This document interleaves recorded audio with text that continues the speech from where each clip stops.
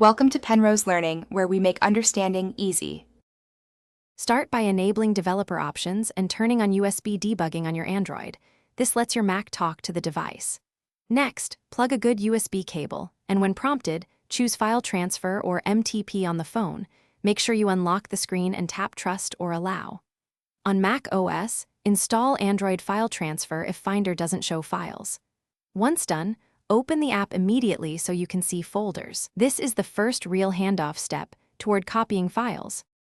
Now choose the method that fits your needs. For simple moves, drag and drop in Android File Transfer, navigate to the target folder and drop files into /SD card or downloads. If you need repeatable automation or large batches, use a db push from terminal, a db push my file.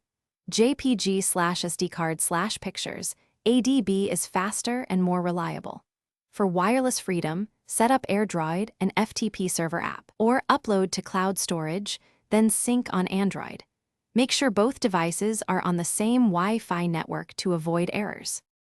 Finish by confirming files opened correctly on your Android and checking sizes against the originals. This ensures nothing corrupted. Once transfers finish, wait for the app confirmation and then safely unplug the cable. Do not yank it out mid-copy. If something goes wrong, first switch USB modes between charging and file transfer, try a different cable or USB port, and then reconnect. Alternatively, switch to a wireless method like AirDroid or FTP to bypass cable problems. This single troubleshooting tip solves most transfer failures.